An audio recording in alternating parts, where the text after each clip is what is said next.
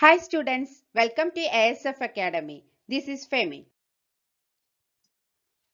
Today we discuss the topics of petition for winding up and official liquidator.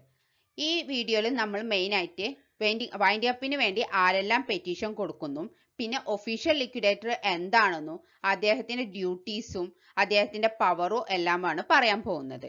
ഈ video എന്ന് പറയുന്നത് last വീഡിയോന്റെ wind അപ്പിന്റെ ഒരു part 1 already ഇട്ടിട്ടുണ്ട്. അതിന്റെ ഒരു കണ്ടിന്യൂഷൻ ആണ്.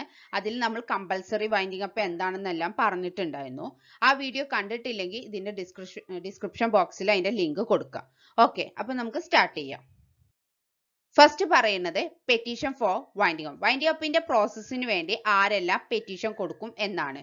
6 പോയിന്റ്സ് ആണ് ഇതിൽ ഇൻക്ലൂഡ് ചെയ്തിട്ടുള്ളത്. അതിൽ 1 by 1 നോക്കാം. First petition by the company. കമ്പനിയിൽ ഫസ്റ്റ് പെറ്റീഷൻ കൊടുക്കുക കമ്പനി. അതായത് നമ്മൾ പറഞ്ഞിട്ടുണ്ടായിരുന്നു കഴിഞ്ഞ വീഡിയോയിൽ സ്പെഷ്യൽ റെസൊല്യൂഷൻ പാസ് ചെയ്തിട്ട് ഉണ്ടെങ്കിൽ ട്രിബ്യൂണൽ ഓർഡർ ഇടും വൈൻഡിങ് അപ്പിന് വേണ്ടിയിട്ട് എന്ന്. അങ്ങനെ കമ്പനി ജനറൽ മീറ്റിംഗിന് സ്പെഷ്യൽ റെസൊല്യൂഷൻ ഷെയർ ഹോൾഡേഴ്സ് എല്ലാവരും കൂടി പാസ് ചെയ്യാണ് വൈൻഡിങ് അപ്പ് വേണം എന്ന് പറഞ്ഞിട്ട് ആ ഒരു റെസൊല്യൂഷന്റെ ബേസിൽ ഇവർ പെറ്റീഷൻ കൊടുക്കുകയാണ് ട്രിബ്യൂണലിന്റെ മുമ്പാകെ വൈൻഡിങ് അപ്പ് വേണം എന്ന് പറഞ്ഞിട്ട് പെറ്റീഷൻ കൊടുക്കുക. അതാണ് first point. Petition by the company petition കൊടുക്കുക. എന്തുവേനെ വൈൻഡിങ് അപ്പ് വേണം എന്ന് പറഞ്ഞിട്ട് കമ്പനിയുടെ മെമ്പേഴ്സ് എല്ലാവരും കൂടി സമ്മതിച്ചിട്ട് കമ്പനി പെറ്റീഷൻ കൊടുക്കുക. ഓക്കെ, സെക്കൻഡ് കൊടുക്കണ ക്രെഡിറ്റേഴ്സ് പെറ്റീഷൻ. ക്രെഡിറ്റേഴ്സ് കൊടുക്കണം. എന്തുകൊണ്ടാണ് ക്രെഡിറ്റേഴ്സ് പെറ്റീഷൻ കൊടുക്കുക? അൺഎബിൾ ടു പേ ഡെപ്റ്റ്. കമ്പനിക്ക് അവരുടെ ഡെപ്റ്റ് പേ ചെയ്യാൻ പറ്റാത്ത അവസ്ഥ. ക്രെഡിറ്റേഴ്സ് പേ ചെയ്യാൻ പറഞ്ഞു 3 വീക്സ് നോക്കി നോട്ടീസ് അയച്ചിട്ടു അവർക്ക് ആ 21 ഡേയ്സിന്റെ അകത്തും ക്രെഡിറ്റേഴ്സ് പേ ചെയ്തില്ലെങ്കിൽ കൊമേഴ്ഷ്യൽ ഇൻസോൾവെന്റ് ആണ് കമ്പനി. അങ്ങനെയുള്ള കേസസിൽ ക്രെഡിറ്റേഴ്സ് പെറ്റീഷൻ കൊടുക്കും. Creditors can also file a petition if a company is unable to pay its debts. അങ്ങനെ ഈ ക്രെഡിറ്റേഴ്സ് എന്ന് പറഞ്ഞു കഴിഞ്ഞാൽ ആരെല്ലാം വരാ? സെക്യൂർ ക്രെഡിറ്റേഴ്സ് വരാ, ഡിബെഞ്ചർ ഹോൾഡേഴ്സ് വരാ, trustee for debenture holders, receivers, അങ്ങനെ എല്ലാ ടൈപ്പ് ഓഫ് ക്രെഡിറ്റേഴ്സും കമ്പനിയുടെ ക്രെഡിറ്റേഴ്സിനെയും ഇവിടെ ക്രെഡിറ്റേഴ്സ് എന്ന് ഉദ്ദേശിക്കുന്നത്. ഓക്കെ, അപ്പോൾ അൺഎബിൾ ടു പേ ഡെപ്റ്റ്, കമ്പനിക്ക് അവരുടെ ഡെപ്റ്റ് പേ ചെയ്യാൻ പറ്റില്ല എന്ന് ക്രെഡിറ്റേഴ്സിന് ബോധ്യപ്പെട്ട് കഴിഞ്ഞാൽ വൈൻഡിങ് അപ്പ് വേണം എന്ന് പറഞ്ഞിട്ട് ക്രെഡിറ്റേഴ്സ് ട്രിബ്യൂണലിന്റെ മുന്നിൽ പെറ്റീഷൻ കൊടുക്കുകയാണ്. അതാണ് സെക്കൻഡ് കേസ്. തേർഡ് എന്ന് പറയുന്നത് കോൺട്രിബ്യൂട്ടേഴ്സ് പെറ്റീഷൻ. ആരാണ് കോൺട്രിബ്യൂട്ടേഴ്സ് നോക്കാം. The term contributory means any person liable to contribute to the asset of the company in the event of winding up. winding up ന്റെ ടൈമിൽ അസറ്റിലേക്ക് contribute ചെയ്യാൻ liable ആയിട്ടുള്ള ഏതൊരു വ്യക്തിയും കോൺട്രിബ്യൂട്ടേഴ്സ് എന്ന് നമ്മൾ പറയുന്നു. ഇവിടെ ഈ കോൺട്രിബ്യൂട്ടേഴ്സ് ആണ് ട്രിബ്യൂണലിന്റെ മുന്നിൽ പെറ്റീഷൻ കൊടുക്കണേ വൈൻഡിങ് അപ്പ് ഓർഡർ പാസ് ചെയ്യണം എന്ന് പറഞ്ഞിട്ട്. എന്തുകൊണ്ടാണ് അവർ അങ്ങനെ പെറ്റീഷൻ കൊടുക്കണേ എന്ന് വെച്ച് കഴിഞ്ഞാല് കമ്പനി സ്റ്റാറ്റ്യൂട്ടറി റിപ്പോർട്ട് പ്രിപ്പയർ ചെയ്യാതിരിക്കുകയോ സ്റ്റാറ്റ്യൂട്ടറി മീറ്റിംഗ് ഹോൾഡ് ചെയ്യാതിരിക്കുകയോ ചെയ്യുക. ദാറ്റ് മീൻസ് കമ്പനി കമൻസ് ചെയ്തിട്ട് 6 മാസമായിട്ട് സ്റ്റാറ്റ്യൂട്ടറി മീറ്റിംഗ് നടക്കാതിരിക്കുകയും അതിന്റെ റിപ്പോർട്ട് രജിസ്ട്രാർക്ക് രജിസ്ട്രേഷന് വേണ്ടി കൊടുക്കാതിരിക്കുകയും ചെയ്തു കഴിഞ്ഞാൽ ആ കേസിൽ കോൺട്രിബ്യൂട്ടേഴ്സ് പെറ്റീഷൻ കൊടുക്കാം. ഇവരിങ്ങനെ സ്റ്റാറ്റ്യൂട്ടറി റിപ്പോർട്ട് പ്രിപ്പയർ ചെയ്തിട്ടില്ല, ഡെലിവറി ചെയ്തിട്ടില്ല എന്ന് പറഞ്ഞിട്ട് അത് മെൻഷൻ ചെയ്തുകൊണ്ട്. അതല്ലെങ്കിൽ company deadlock in the management deadlock. That means deadlock ആവുന്ന വെച്ചാൽ അതിൽ തീരുമാനങ്ങൾ ഒന്നും നടക്കണില്ല. ഈക്വൽ ആയിട്ട് രണ്ട് പാർട്ടി ആയിട്ട് അതിൻ്റെ ഉള്ളിലെ മെമ്പേഴ്സും മാറും. അതായത് ഇപ്പൊ 10 മെമ്പേഴ്സ് ഉണ്ടെങ്കിൽ 5 മെമ്പേഴ്സ് ഒരു സെറ്റോ 5 മെമ്പേഴ്സ് വേറൊരു സെറ്റോ. ഇപ്പൊ എന്ത് തീരുമാനം വന്നാലും 5 പേര് അനുകൂലിക്കുമ്പോൾ 5 പേര് അനുകൂലിക്കാതിരിക്കുക. അങ്ങനെ വരുമ്പോൾ ഒരിക്കലും കമ്പനിക്ക് മുന്നോട്ട് പോവാൻ പറ്റില്ല. ഒരു തീരുമാനങ്ങളും എടുക്കാൻ പറ്റുന്നില്ല കമ്പനിയുടെ ഫ്യൂച്ചർ ഗ്രോത്തിന് വേണ്ടിയിട്ട്. അങ്ങനെയുള്ള കേസ് വരുമ്പോഴും കോൺട്രിബ്യൂട്ടേഴ്സ് പെറ്റീഷൻ കൊടുക്കും. അല്ലെങ്കിൽ കമ്പനി കമൻസ് ചെയ്യാതിരിക്കുക പ്രിസ്ക്രൈബ്ഡ് ടൈമിന്റെ ഉള്ളിലും, അതായത് വിത്തിൻ 1 ഇയർ ആയിട്ടും കമ്പനി ബിസിനസ് ഒന്നും സ്റ്റാർട്ട് ചെയ്യാതിരിക്കുക.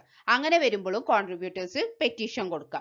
അതും അല്ലെങ്കിൽ മിനിമം നമ്പർ ഓഫ് മെമ്പേഴ്സ് ഉണ്ട്. പബ്ലിക് കമ്പനി ആണെങ്കിൽ 7ഉം പ്രൈവറ്റ് കമ്പനി ആണെങ്കിൽ 2ഉം.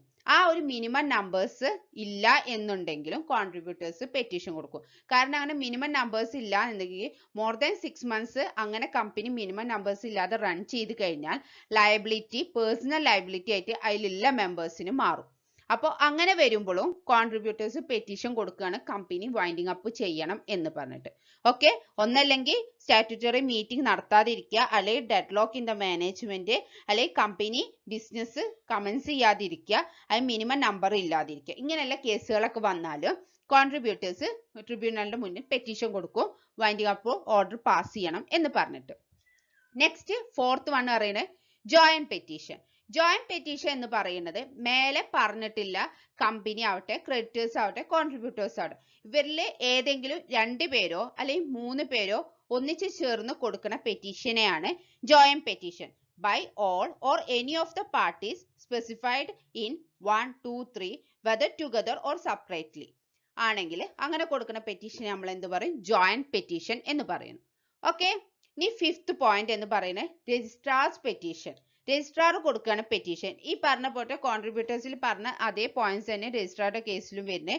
രജിസ്ട്രാർ പെറ്റീഷന് കോടതിയിൽ അപേക്ഷിക്കാനുള്ള ഗ്രൗണ്ട്സ് എന്തൊക്കെ പറഞ്ഞു കഴിഞ്ഞാൽ, ഫസ്റ്റ് ഗ്രൗണ്ട് സ്റ്റാറ്റ്യൂട്ടറി റിപ്പോർട്ട് ഇവർ സബ്മിറ്റ് ചെയ്യാതിരിക്കുകയോ സ്റ്റാറ്റ്യൂട്ടറി മീറ്റിംഗ് നടത്താതിരിക്കുകയോ ചെയ്തു കഴിഞ്ഞാൽ, അതാണ് ഫസ്റ്റ് പോയിന്റ് നേരത്തെ പറഞ്ഞത്. സെക്കൻഡ് എന്ന് പറയുന്നത് ബിസിനസ് വിത്തിൻ 1 ഇയർ ആയിട്ടും കമ്പനി ബിസിനസ് കമൻസ് ചെയ്യാതിരിക്കുക, അല്ലെങ്കിൽ കമ്പനിയുടെ number of members below minimum, അതായത് 7 in the case of public, 2 in the case of private എന്നുള്ളത് അതിലേക്കാൾ കുറഞ്ഞ മെമ്പേഴ്സ് ആണ് കമ്പനിയിൽ ഉള്ളത് എന്ന് രജിസ്ട്രാർക്ക് ബോധ്യപ്പെട്ട് കഴിഞ്ഞാൽ, അതും അല്ലെങ്കിൽ company is unable to pay its debts, അവരുടെ ഡെബ്റ്റ്സ് പേ ചെയ്യാൻ ഉള്ള ഒരു അവസ്ഥ കമ്പനിക്ക് ഇല്ല എന്ന് രജിസ്ട്രാർക്ക് ബോധ്യപ്പെട്ട് കഴിഞ്ഞാൽ, രജിസ്ട്രാർ പെറ്റീഷൻ കൊടുക്കും ട്രിബ്യൂണലിന് വൈൻഡിങ് അപ്പ് ഓർഡർ പാസ് ചെയ്യണം എന്ന് പറഞ്ഞിട്ട്.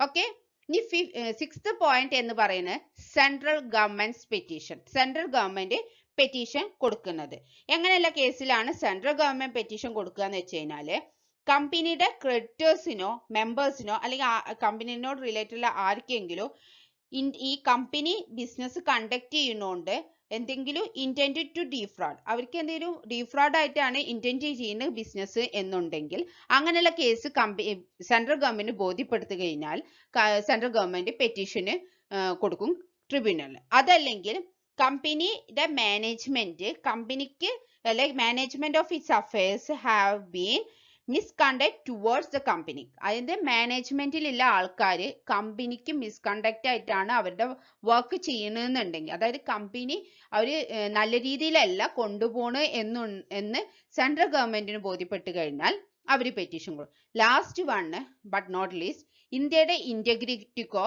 സോവറിനിറ്റിക്കോ എതിരായിട്ട് എഗെയിൻസ്റ്റ് ആയിട്ടാണ്, ഇൻട്രസ്റ്റിന് ഇന്റഗ്രിറ്റി സോവറിനിറ്റി, ഇന്ത്യയുടെ ഇന്റഗ്രിറ്റിക്കോ സോവറിനിറ്റിയുടെ ഇൻട്രസ്റ്റിന് എഗെയിൻസ്റ്റ് ആയിട്ടാണ് കമ്പനി വർക്ക് ചെയ്യണ് എന്നുണ്ടെങ്കിൽ അപ്പോഴും സെൻട്രൽ ഗവൺമെന്റ് പെറ്റീഷൻ കൊടുക്കും. അതായത് നമ്മൾ സ്റ്റേറ്റിന് ഫേവർ അല്ലാത്ത ലെവലില്, അല്ലെങ്കിൽ നമ്മളുടെ റിലേഷൻഷിപ്പ് ടു ഫോറിൻ സ്റ്റേറ്റുമായിട്ടുള്ള റിലേഷൻഷിപ്പിന് എഗെയിൻസ്റ്റ് ആവുന്ന രീതിയിൽ, അല്ലെങ്കിൽ നമ്മളെ മൊറാലിറ്റിക്ക് എഗെയിൻസ്റ്റ് ആവുന്ന രീതിയിലൊക്കെയാണ് കമ്പനി പെർഫോം ചെയ്യുന്നത് എന്ന് സെൻട്രൽ ഗവൺമെന്റിന് ബോധ്യപ്പെട്ട് കഴിഞ്ഞാൽ സെൻട്രൽ ഗവൺമെന്റ് പെറ്റീഷൻ കൊടുക്കും ട്രിബ്യൂണലിന് company winding up order pass ചെയ്യണം എന്ന് പറഞ്ഞിട്ട്.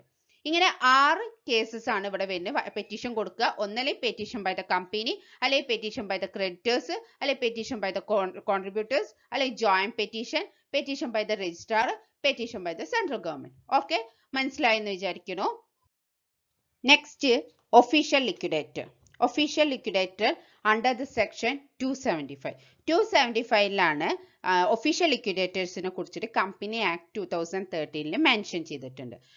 എന്താണ് official liquidator? Company winding up ചെയ്യുമ്പോൾ നമ്മൾ പറഞ്ഞു, winding up of the company പറയുന്ന ഒരു പ്രോസസ് ആണ്, കമ്പനി എൻഡ് അപ്പ് ചെയ്യുന്ന ഒരു പ്രോസസ് ആണ്. അപ്പൊ ആ പ്രോസസ്സിന് വേണ്ടിയിട്ട് either by the tribunal order ഇടും, അല്ലെങ്കിൽ വളണ്ടറി വൈൻഡിങ് അപ്പോ, കമ്പൽസറി വൈൻഡിങ് അപ്പോ വളണ്ടറി വൈൻഡിങ് അപ്പോ ആവാം. അങ്ങനെ കമ്പൽസറി വൈൻഡിങ് അപ്പ് ചെയ്യുമ്പോൾ ട്രിബ്യൂണൽ ഒരു പേഴ്സണെയോ അല്ലെങ്കിൽ ഗ്രൂപ്പ് ഓഫ് പേഴ്സണെയോ അതിന് വേണ്ടി അപ്പോയിന്റ് ചെയ്യും. ഈ ഒരു വൈൻഡിങ് അപ്പ് പ്രോസസ്സ് പെർഫോം ചെയ്യാൻ വേണ്ടിയിട്ട് ഒരു പേഴ്സണെയോ അല്ലെങ്കിൽ ഗ്രൂപ്പ് ഓഫ് പേഴ്സണെയോ അതിന്റെ പെർഫോം ചെയ്യാൻ വേണ്ടി, അല്ലെങ്കിൽ ആ വൈൻഡ് അപ്പ് എന്നുള്ള പ്രോസസ് ചെയ്യാൻ വേണ്ടിയിട്ട് അപ്പോയിന്റ് ചെയ്യും. അങ്ങനെ ചെയ്യുന്ന ആ വ്യക്തിനെയോ വ്യക്തികളെയാണ് ഒഫീഷ്യൽ ലിക്വിഡേറ്റർ അല്ലെങ്കിൽ ഒഫീഷ്യൽ ലിക്വിഡേറ്റേഴ്സ് എന്ന് പറയുന്നത്. ഓക്കെ, അതാണ് ഇവിടെ പറഞ്ഞിട്ടുള്ള മീനിങ്ങില്. when a company goes into liquidation under the order of the tribunal, a person or persons are appointed to perform the duties related to the winding up of the company. Such person or persons are called liquidator. എപ്പോഴും winding അപ്പിനുള്ള ഒരു order കോടതി order pass ചെയ്ത ഉടൻ തന്നെ company liquidation ആവണില്ല. Winding അപ്പിന്റെ order വന്നു കഴിഞ്ഞാൽ ഒരു പീരിയഡ് കഴിയുമ്പോഴേക്കിനാണ് അതിന്റെ ഒരുപാട് പ്രോസസ്സ് കൂടെ പോയ ശേഷം കമ്പനി ലിക്വിഡേഷൻ ആവുന്നുള്ളൂ. അതുവരെ ആ കമ്പനിയുടെ ഡ്യൂട്ടീസ് എല്ലാം company under the control of the ലിക്വിഡേറ്ററിന്റെ കൺട്രോളിലാണ് പിന്നീട് ആ കമ്പനി പോവുക. കമ്പനിയുടെ കസ്റ്റോഡിയൻ ലിക്വിഡേറ്റർ ആയിരിക്കും. അപ്പൊ ആ വൈൻഡിങ് അപ്പ് പ്രോസസ്സ് ടോട്ടൽ ചെയ്യുന്നത് under the control of the liquidator ആയിരിക്കും. അപ്പൊ അങ്ങനെ വരുന്ന ആ ഒരു വ്യക്തിനെ പറയുന്നതാണ് ഒഫീഷ്യൽ ലിക്വിഡേറ്റർ എന്ന് പറയുന്നത്. ഓക്കെ, മനസ്സിലായെന്ന് വിചാരിക്കണേ. Power of the official liquidator. Official ലിക്വിഡേറ്ററിന്റെ പവർ ആണ് പറയാൻ പോകുന്നത്. ഇവിടെ രണ്ട് സെക്ഷൻ ആയിട്ടാണ് പറയുന്നത്. ഒഫീഷ്യൽ ലിക്വിഡേറ്റർ എന്ന് പറഞ്ഞു കഴിഞ്ഞാല് he has very wide power regarding to the winding up. Winding അപ്പിനോട് റിലേറ്റ് ചെയ്ത് വരുന്ന പവർ പറയുന്നത് വെരി വൈഡ് ആണ്. എങ്കിൽ കൂടി നമുക്ക് രണ്ട് പാർട്ടായിട്ട് ഇവരുടെ പവർ പറയാം. Power to be exercised with the sanction of the tribunal. First one. Second, power to be exercised without the sanction of the tribunal. ട്രിബ്യൂണലിന്റെ സാങ്ഷനോട് കൂടിയുള്ള പവറോ ട്രിബ്യൂണലിന്റെ സാങ്ഷൻ ഇല്ലാതെ ചെയ്യുന്ന പവറും. Okay first one. Okay, with the sanction of the tribunal. Power to be exercised with the sanction of the tribunal. ആ point നോക്കാം എന്തൊക്കെ powers ആണ് ട്രിബ്യൂണലിന്റെ സാങ്ഷനോട് കൂടിയിട്ട് ഇല്ലെന്ന് നോക്കാം. First point, to carry on the business of the company. അതായത് കമ്പനിയുടെ ബിസിനസ് ക്യാരി ചെയ്യുക. നമ്മൾ ഓൾറെഡി പറഞ്ഞു കഴിഞ്ഞു, വൈൻഡിങ് അപ്പ് എന്ന് പറയുമ്പോൾ ലിക്വിഡേഷൻ ആവണില്ല. Winding up order tribunal pass ചെയ്ത ഉടൻ കമ്പനി ലിക്വിഡേഷൻ ആവണില്ല. ഒരു പ്രോസസ് വഴിയാണ് കമ്പനി ലിക്വിഡേഷൻ ആണ്. അപ്പൊ ആ ഒരു പീരിയഡില് കമ്പനിയുടെ ബിസിനസ് ക്യാരി ചെയ്യുക ലിക്വിഡേറ്റേഴ്സ് ആണ്. അതായത് ഒരു കമ്പനിയുടെ കസ്റ്റോഡിയൻ ആയിരിക്കും ആ ഒരു പീരിയഡ് ലിക്വിഡേറ്റേഴ്സ് എന്ന് പറയും. അപ്പൊ ആ ഒരു പീരിയഡില് ബിസിനസ് എല്ലാം ക്യാരി ചെയ്യുക ലിക്വിഡേറ്റർ. അതാണ് ഫസ്റ്റ് പവർ എന്ന് പറയുന്നത്. To carry on the business of the company for the beneficial winding up of the company. കമ്പനിയുടെ വൈൻഡിങ് അപ്പിന് വേണ്ടിയിട്ട്. Okay, second point, to sell the properties. കമ്പനിയുടെ പ്രോപ്പർട്ടീസ് സെൽ ചെയ്യുക.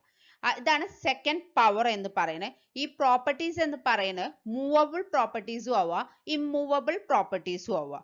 അതിൽ ഏതാണെങ്കിലും ലിക്വിഡേറ്റേഴ്സിന് പവർ ഉണ്ട് ടു സെൽ ചെയ്യാൻ വേണ്ടിയിട്ട്. He has the power to sell any movable or immovable property. എങ്ങനെയാണ് സെൽ ചെയ്യുക എന്ന് വെച്ചാൽ either by option or under the personal contracts. ഒന്നല്ലേ പേഴ്സണൽ കോൺട്രാക്ട്സ് വെച്ചിട്ടോ അല്ലെങ്കിൽ ലേലം കാര്യങ്ങളും ചെയ്ത് ഓപ്ഷൻ ചെയ്തിട്ടോ ആയിരിക്കും പ്രോപ്പർട്ടീസ് സെൽ ചെയ്യുന്നുണ്ടാവുക ലിക്വിഡേറ്റേഴ്സ്. അങ്ങനെ സെൽ ചെയ്യുന്നതിന് വഴി എന്താ ലിക്വിഡേറ്റേഴ്സിന് ഫണ്ട് റൈസ് ചെയ്യാൻ പറ്റും, പേ ഓഫ് ചെയ്യാൻ, ലയബിലിറ്റീസ് പേ ഓഫ് ചെയ്യാനല്ല ഫണ്ട് റൈസ് ചെയ്യാൻ പറ്റും. ഇതാണ് സെക്കൻഡ് പവർ എന്ന് പറയുന്നത്. തേർഡ് എന്ന് പറയുന്നത് to carry on the legal proceedings. Legal proceedings carry ചെയ്യലാണ് നെക്സ്റ്റ് പവർ എന്ന് പറയുന്നത്. ഈ liquidator can defend any suit prosecuting in the name and on behalf of the company. കമ്പനിക്ക് വേണ്ടിയിട്ട് വേണ്ടി വരുന്ന എന്തൊരു ടൈപ്പ് സ്യൂട്ട് ആവട്ടെ അത് ഡിഫെൻഡ് ചെയ്യാനുള്ള പവർ ആർക്കുണ്ട്? ലിക്വിഡേറ്റേഴ്സിനുണ്ട്. ഇങ്ങനെ ഡിഫെൻഡ് ചെയ്യുന്ന വഴി കമ്പനിയുടെ വൈൻഡിങ് അപ്പിന് വേണ്ട ഫണ്ട് റൈസ് ചെയ്യലിനും ബാക്കിയുള്ള പ്രൊസീഡിങ്സിനും കൂടി അഡ്വാൻറ്റേജസ് ആയിട്ട് മാറും. നെക്സ്റ്റ് എന്ന് പറയുന്നത് to charge the asset charge ചെയ്യുക. He can raise money on the security of the asset of the company. കമ്പനിയുടെ അസറ്റ് ലൈക്ക് സെക്യൂരിറ്റീസ് ആയിട്ടുള്ള അസറ്റ് ഉണ്ടാവില്ലേ, ആ അസറ്റിൽ നിന്ന് മണി റൈസ് ചെയ്യുക. സെക്യൂരിറ്റീസ് പറയുന്നത് എന്താ? ഫിനാൻഷ്യൽ ഇൻസ്ട്രുമെന്റ് ആണ്. ഫിനാൻഷ്യൽ അസറ്റ് ആണ് സെക്യൂരിറ്റീസ് എന്ന് പറയുന്നത്. കമ്പനിയുടെ financial asset that can be trade like stock ആവാം, ബോൺസ് ആവാം, അങ്ങനെയുള്ള അസറ്റ്സ് അതുവഴി റൈസ് ചെയ്യാണ് ഫണ്ട്. ഇതാണ് നെക്സ്റ്റ് പവർ എന്ന് പറയുന്നത്. Next to sell the undertakings sell ചെയ്യുക. He can sell the whole of the undertaking of the company. കമ്പനിയുടെ അണ്ടർടേക്കിങ്സ് സെൽ ചെയ്യാനുള്ള പവറും ആർക്കുണ്ട്? ലിക്വിഡേറ്റേഴ്സിന് ഉണ്ട്. നെക്സ്റ്റ് ടു പേ ദ ക്രെഡിറ്റേഴ്സിന് പേ ചെയ്യുക. He has power to pay any class of creditor in full or make compromise or arrangement with creditors. അതായത് നമ്മുടെ ക്രെഡിറ്റേഴ്സിന്റെ ലയബിലിറ്റീസ് പേ ഓഫ് ചെയ്യാൻ വേണ്ടിയിട്ടാണല്ലോ ലിക്വിഡേറ്റേഴ്സിനെ അപ്പോയിന്റ് ചെയ്തിരിക്കുന്നത്. എന്നാൽ ഈ ക്രെഡിറ്റേഴ്സുമായിട്ട് സംസാരിച്ചിട്ട് ഒന്നല്ലേ അവരുടെ ടോട്ടൽ ലയബിലിറ്റി അതിനെ പേ ഓഫ് ചെയ്യും after realising the fund. Fund realise ചെയ്ത ശേഷം അല്ല അസറ്റ് റിയലൈസ് ചെയ്ത് ഫണ്ടാക്കി മാറ്റിയ ശേഷം അവരുടെ ടോട്ടൽ ലയബിലിറ്റി പേ ഓഫ് ചെയ്യും. പക്ഷെ ചില കേസുകളിൽ അവർക്ക് ടോട്ടൽ ആയിട്ട് പേ ചെയ്യാൻ കമ്പനിക്ക് റിയലൈസ് ചെയ്താലും പറ്റില്ല എന്നുണ്ടെങ്കിൽ അവരുടെ അടുത്ത് ചെറിയ നെഗോസിയേഷൻ ഒക്കെ നടത്തിയിട്ട് എന്തെങ്കിലും ഒരു കോംപ്രമൈസ് ചെയ്യാൻ പറയും. അങ്ങനെ ചെയ്ത ശേഷം ചില അഡ്ജസ്റ്റ്മെന്റും കാര്യങ്ങളും ചെയ്തിട്ട് ആ ഒരു എത്ര എമൗണ്ട് ചിലപ്പോൾ ഒരു ടോട്ടൽ എമൗണ്ടിന്റെ 75% ആയിക്കാരം കമ്പനിക്ക് കൊടുക്കാൻ പറ്റുക. അപ്പൊ ആ കാര്യങ്ങളിൽ അവർ തമ്മിൽ ലിക്വിഡേറ്ററും ക്രെഡിറ്ററും തമ്മിൽ ഒരു എഗ്രിമെന്റ് ആയിട്ട് ഒരു അറേഞ്ച്മെന്റ് വന്നിട്ടുണ്ടാവും. ഓക്കെ, അതിനുള്ള പവറും ലിക്വിഡേറ്റർക്കാണ്. Next, to appoint an advocate. ഒരു അഡ്വക്കേറ്റിനെ അപ്പോയിന്റ് ചെയ്യാനുള്ള പവറും ആർക്കുണ്ട്? ലിക്വിഡേറ്റർ. അഡ്വക്കേറ്റ് ആവാ അറ്റോർണി ആവാ അവരെ അപ്പോയിന്റ് ചെയ്യാൻ വേണ്ടി.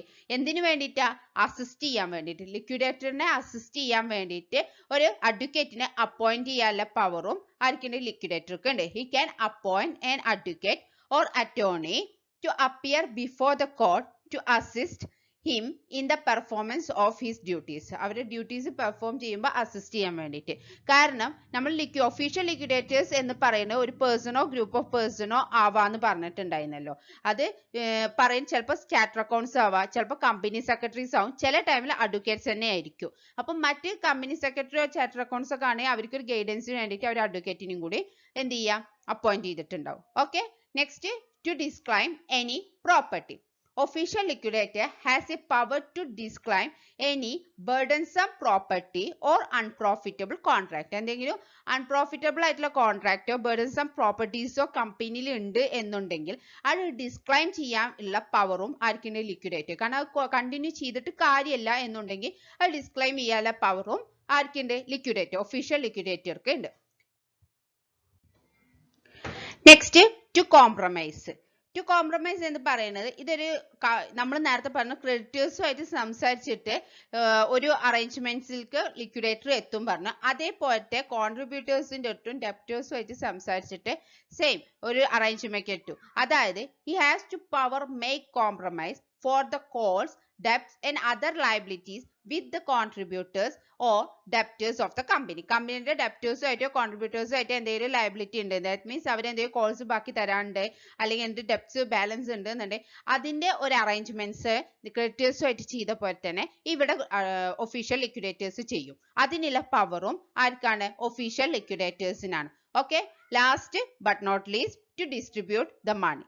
Okay, official liquidator has power to do all other things as may be necessary for the winding up of the affairs of the company. He may distribute the money so realize in the manner he think fit. അതായത് ഇതിൽ ഏത് process ചെയ്യുന്നതും ഇത് മേൽ പറഞ്ഞിട്ട് ഏത് കാര്യം ചെയ്യുന്നതും കമ്പനിയുടെ ലിക്വിഡേഷൻ പ്രോസസ്സിനെ സ്മൂത്ത് ആക്കാൻ വേണ്ടിയിട്ടാണ്. അതായത് ഫണ്ട് റൈസ് ചെയ്തിട്ട് ലയബിലിറ്റീസ് പേ ചെയ്യാൻ വേണ്ടിയിട്ടാണ് ലിക്വിഡേറ്റേഴ്സ് ഓരോ ആക്ടിവിറ്റിയും ചെയ്യുന്നത്.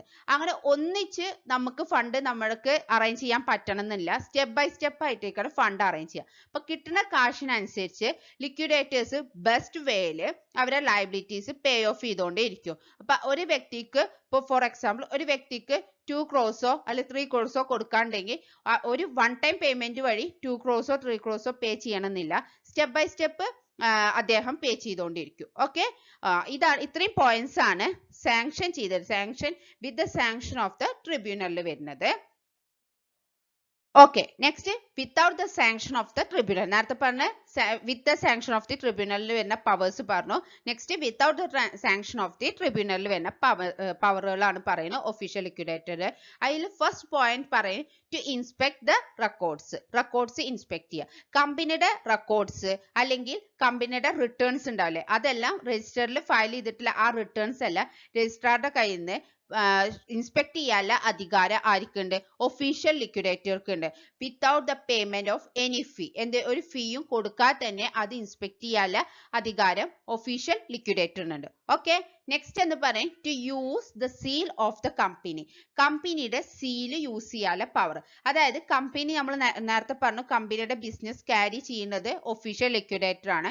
ആ ക്യാരി ചെയ്യുന്ന ടൈമിൽ എവിടെയെങ്കിലും കമ്പനിയുടെ നെയിം കൊടുക്കേണ്ടി വരും. ലൈക്ക് എന്തെങ്കിലും ഡോക്യുമെന്റ്സിലോ അല്ലെങ്കിൽ റെസിപ്റ്റിലോ അങ്ങനെയല്ല എന്തെങ്കിലും ഡീഡിലോ കാര്യങ്ങളിലൊക്കെ കൊടുക്കേണ്ടി വരുമ്പോൾ അവിടെ നെസസറി ആണെങ്കിൽ കോമൺ സീൽ യൂസ് ചെയ്യേണ്ടത് നെസസറി ആണ് എന്നുണ്ടെങ്കിൽ ഒഫീഷ്യൽ ലിക്വിഡേറ്റേഴ്സിന് അത് യൂസ് ചെയ്യാനുള്ള പവർ ഉണ്ട്. Okay, next to deal with negotiable instrument. Negotiable instrument ആയിട്ട് ഡീൽ ചെയ്യണം. അതായത് നെഗോഷ്യബിൾ ഇൻസ്ട്രുമെന്റ് പറഞ്ഞാൽ എന്താ?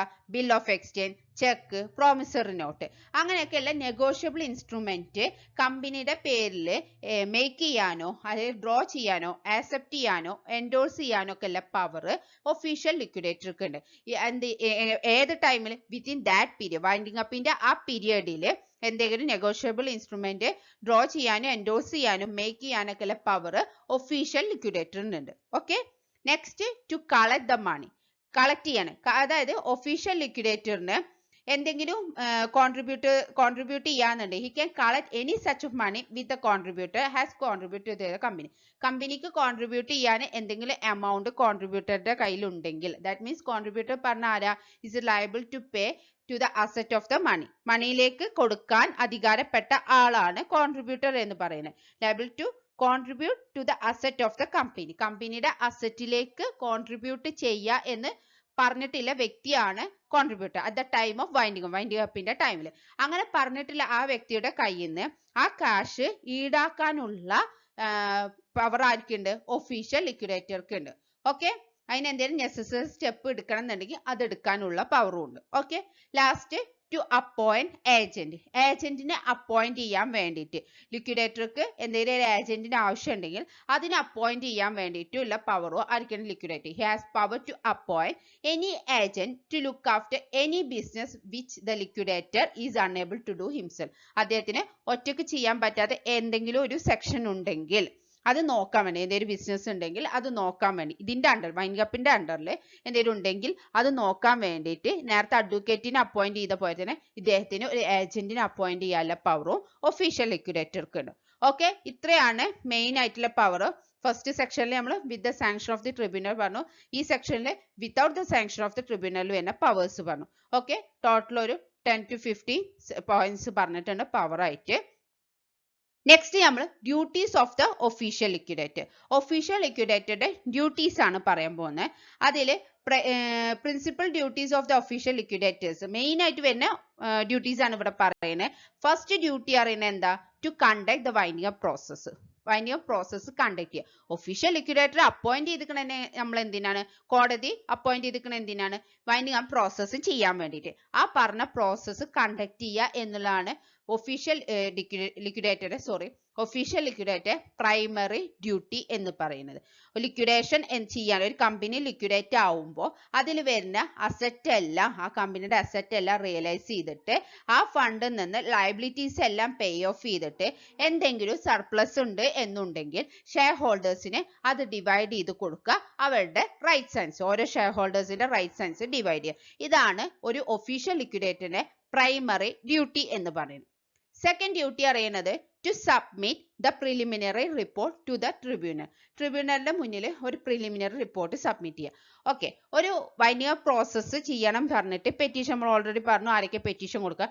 അങ്ങനെ ഒരു പെറ്റീഷൻ കൊടുത്തു കഴിയുമ്പോൾ കോടതി വൈൻഡിങ് അപ്പ് പ്രോസസ്സ് ചെയ്യാൻ വേണ്ടിയിട്ടുള്ള ഓർഡർ പാസ് ചെയ്യും. അങ്ങനെ ഓർഡർ പാസ് ചെയ്യുകയോ അല്ലെങ്കിൽ ഒരു ഒഫീഷ്യൽ ലിക്വിഡേറ്ററിനെ എന്ത് ചെയ്യുക? അപ്പോയിന്റ് ചെയ്യുകയോ ചെയ്യുമ്പോൾ വിച്ച് എവർ ഈസ് ഏർലി, ഇതിൽ ഏതെങ്കിലും ഒന്ന് സംഭവിച്ചു കഴിഞ്ഞാൽ ഉടൻ കമ്പനിയുടെ ഡയറക്ടേഴ്സോ സെക്രട്ടറിയോ മാനേജറോ കമ്പനിയുടെ സ്റ്റേറ്റ്മെന്റ്, കമ്പനിയെ കുറിച്ചിട്ടുള്ള ഒരു സ്റ്റേറ്റ്മെന്റ് പ്രിപ്പയർ ചെയ്തിട്ട് ആ അപ്പോയിന്റ് ചെയ്ത ഒഫീഷ്യൽ ലിക്വിഡേറ്റർക്ക് സബ്മിറ്റ് ചെയ്യണം. പ്രിസ്ക്രൈബ്ഡ് ഫോമിൽ അതെങ്ങനെ വേണമെന്ന് ഓൾറെഡി പറഞ്ഞിട്ടുണ്ടാവും. ആ പ്രിസ്ക്രൈബ്ഡ് ഫോമിൽ സബ്മിറ്റ് ചെയ്തിട്ടുണ്ടാവണം ഒഫീഷ്യൽ ലിക്വിഡേറ്റർക്ക് വിത്തിൻ 21 days. ഒന്നല്ലെങ്കിൽ വൈൻഡിങ് അപ്പ് ഓർഡർ പാസ് ചെയ്യുകയോ അല്ലെങ്കിൽ ഒഫീഷ്യൽ ലിക്വിഡേറ്ററിനെ അപ്പോയിന്റ് ചെയ്യുക, വിച്ച് എവർ ഈസ് ഏർലിയർ. അതിൽ ഏതെങ്കിലും ഒന്ന് സംഭവിച്ചു കഴിയുമ്പോൾ തന്നെ അവർ ഈ ഒരു സ്റ്റേറ്റ്മെന്റ് പ്രിപ്പയർ ചെയ്തിട്ട് പിന്നീട് അത് ഒഫീഷ്യൽ ലിക്വിഡേറ്ററിനെ സബ്മിറ്റ് ചെയ്തിട്ടുണ്ടായിരിക്കും. ഇങ്ങനെ കിട്ടുന്ന ആ റിപ്പോർട്ട് നിന്ന് ഒഫീഷ്യൽ ലിക്വിഡേറ്റർ ഒരു റിപ്പോർട്ട് പ്രിപ്പയർ ചെയ്യും. ആ പ്രിപ്പയർ ചെയ്യുന്ന റിപ്പോർട്ടിനെയാണ് പ്രിലിമിനറി റിപ്പോർട്ട് എന്ന് പറയുന്നത്. അതായത് ബിസിനസിനെ കുറിച്ചിട്ടുള്ള കൂടുതൽ ഡീറ്റെയിൽ ആയിട്ട് ഒഫീഷ്യൽ ലിക്വിഡേറ്റർ ആ കമ്പനിയെ കുറിച്ച് അന്വേഷിക്കുന്നതിന് മുന്നേ അല്ലെങ്കിൽ അതിന്റെ ബിസിനസ്സിലേക്ക് ആ പ്രോസസ്സിൽ ഇറങ്ങുന്നതിന് മുന്നേ കിട്ടുന്ന ഇൻഫോർമേഷൻ ആണ് ഈ ഒരു റിപ്പോർട്ട്. ഈ ഡയറക്ടേഴ്സ് സബ്മിറ്റ് ചെയ്ത റിപ്പോർട്ടാണ്. അപ്പൊ അതിൽ നിന്ന് എടുക്കുന്ന റിപ്പോർട്ടാണ് പ്രിലിമിനറി റിപ്പോർട്ട്. ഈ report official liquidator within 6 months 6 മാസത്തിനുള്ളിൽ ഈ പ്രിലിമിനറി റിപ്പോർട്ട് കോടതി സബ്മിറ്റ് ചെയ്തിട്ടുണ്ടാകും. അവർ കൊടുക്കുന്ന സ്റ്റേറ്റ്മെന്റിൽ നിന്ന് എടുക്കുന്ന അതിന്റെ ബേസിൽ പ്രിപ്പയർ ചെയ്യുന്ന റിപ്പോർട്ടാണ് പ്രിലിമിനറി റിപ്പോർട്ട്. ആ റിപ്പോർട്ട് 6 മാസം അതിന്റെ പ്രോസസ്സ് തുടങ്ങി 6 മാസത്തിനുള്ളിൽ തന്നെ കോടതിയിൽ സബ്മിറ്റ് ചെയ്തിട്ടുണ്ടാകും. അതാണ് സെക്കൻഡ് ഡ്യൂട്ടി എന്ന് പറയുന്നത്. തേർഡ് എന്ന് പറയുന്നത് custody of the property of the company. കമ്പനിയുടെ പ്രോപ്പർട്ടിയുടെ കസ്റ്റഡി. അതാണ് നെക്സ്റ്റ്. ഓൾറെഡി പറഞ്ഞു കഴിഞ്ഞു. കമ്പനിയുടെ ബുക്സ്, ഡോക്യുമെന്റ്സ് അല്ലെങ്കിൽ അസറ്റ് എല്ലാ കമ്പനിയോട് ടോട്ടൽ ആയിട്ടുള്ള എല്ലാ കാര്യങ്ങളുടെ കസ്റ്റോഡിയന് ഈ വൈൻഡിങ് പ്രോസസ്സ് കഴിയുന്ന വരെ ഒഫീഷ്യൽ ലിക്വിഡേറ്റർ ആണ് എന്നുള്ളത്. അത് അദ്ദേഹത്തിന്റെ ഒരു ഡ്യൂട്ടിയാണ്. To maintain proper books maintain ചെയ്യാൻ. നെക്സ്റ്റ് പറയുന്നത് കമ്പനിയിൽ എന്തെല്ലാം റിലേറ്റഡ് ആയിട്ടുള്ള ബുക്സ് വേണോ അതെല്ലാം മെയിൻറ്റെയിൻ ചെയ്യേണ്ടത് ഒരു ഒഫീഷ്യൽ ലിക്വിഡേറ്ററുടെ ഡ്യൂട്ടി വരുന്ന കാര്യമാണ്. He must maintain proper books in prescribed form. Okay, prescribed ഫോമിൽ അതിന് വേണ്ട എന്തെങ്കിലും മീറ്റിംഗ്സ് അറേഞ്ച് ചെയ്യാൻ ആ മീറ്റിംഗ്സിനെ കുറിച്ച് കമ്പനിയുടെ ബിസിനസ് ക്യാരി ചെയ്യണ എങ്ങനെ അതിനൊക്കെ കുറിച്ചിട്ടില്ല പ്രോപ്പർ ബുക്സ് മെയിൻറ്റെയിൻ ചെയ്യേണ്ടത് ഒഫീഷ്യൽ ലിക്വിഡേറ്ററുടെ ഡ്യൂട്ടിയാണ്. Okay, next point, to follow the directions given by the committee of the inspection. ഈ ഇൻസ്പെക്ഷൻ ഇവിടെ എന്താ ഉദ്ദേശിക്കുന്നത് വെച്ചാൽ ലിക്വിഡേഷൻ പ്രോസസ്സിന്റെ ടൈമിൽ ലിക്വിഡേറ്റർക്ക് 2 ടൈപ്സിലാണ് അവർക്ക് ഡയറക്ഷൻ കിട്ടുക. ഒന്ന് ഈ ഇൻസ്പെക്ഷൻ കമ്മിറ്റിയുടെ കയ്യിൽ നിന്നോ അല്ലെങ്കിൽ ക്രെഡിറ്റേഴ്സും ഡയറക്ടേഴ്സും അല്ല കോൺട്രിബ്യൂട്ടേഴ്സും കൂടിയിട്ട് ജനറൽ മീറ്റിംഗിൽ റെസൊല്യൂഷൻ പാസ് ചെയ്ത് അതിന്റെ ബേസിലുള്ള ഡയറക്ഷനാണ് കിട്ടുക. ഒന്നല്ലെങ്കിൽ ഇൻസ്പെക്ഷൻ കമ്മിറ്റിയുടെ വക അല്ലെങ്കിൽ ക്രെഡിറ്റേഴ്സ് കോൺട്രിബ്യൂട്ടേഴ്സിന്റെ റെസൊല്യൂഷൻ വഴി കിട്ടുന്ന ഡയറക്ഷൻ. ഇവർ പറയുന്ന ഏത് ഡയറക്ഷൻസും അനുസരിക്കണം എന്നുള്ള ഒരു ഒഫീഷ്യൽ ലിക്വിഡേറ്ററിന്റെ ഡ്യൂട്ടിയാണ്. ബൈ ചാൻസ് ഇവർ രണ്ടുപേര് അതായത് കമ്മിറ്റി ഓഫ് ഇൻസ്പെക്ഷനും അതേപോലെ ക്രെഡിറ്റേഴ്സ് കോൺട്രിബ്യൂട്ടേഴ്സിന്റെ കമ്മിറ്റിയുടെ ഡയറക്ഷൻ തമ്മിൽ എന്തെങ്കിലും ഡിഫറൻസ് വന്നാൽ എന്തെങ്കിലും ഒരു പോയിന്റ് ഡിഫറൻസ് വന്നു കഴിഞ്ഞാൽ ഒഫീഷ്യൽ ലിക്വിഡേറ്റേഴ്സ് ഫൈനൽ തീരുമാനം എടുക്കേണ്ടത് കമ്മിറ്റി ഓഫ് ക്രെഡിറ്റേഴ്സ് ആൻഡ് കോൺട്രിബ്യൂട്ടേഴ്സിന്. That means direction given by the committee of creditors and കോൺട്രിബ്യൂട്ടേഴ്സിന്റെ ആണ് തീരുമാനം ഒഫീഷ്യൽ ലിക്വിഡേറ്റർ ഫൈനൽ ആയിട്ട് എടുക്കേണ്ടത്. Okay, next, to call the meeting of the creditors and contributors. Another duty of the official liquidator is to call general meetings of the creditors and or contributors for the purposes of ascertaining their wishes. അതായത് liquidation process നടത്തുന്നത് തന്നെ ഇവരുടെ ഒരു petition പ്രകാരമായിരിക്കും. Already പറഞ്ഞ ആരെല്ലാമാണ് petition കൊടുക്കുക. അപ്പോൾ ഇവരുടെ ഒരു മീറ്റിംഗ് വിളിക്കേണ്ടത് വളരെ അത്യാവശ്യമാണ്. അത് ഒരു ഒഫീഷ്യൽ ലിക്വിഡേറ്ററിന്റെ ഡ്യൂട്ടിയാണ്. Okay, last point, to present an account to the court. Official liquidator ഇപ്പൊ ഈ ലിക്വിഡേഷൻ പ്രോസസ്സ് എന്ന് പറയുന്നത് നമ്മൾ ഓൾറെഡി പറഞ്ഞ ഒരു ടൈം പീരിയഡ് എടുക്കുന്ന പ്രോസസ്സാണ്. For suppose more than 1 year എടുക്കുകയാണെന്നുണ്ടെങ്കിൽ ഇയർലി 2 times അക്കൗണ്ട്സ് കോടതിയിൽ റിപ്പോർട്ട് ചെയ്യേണ്ടതാണ്.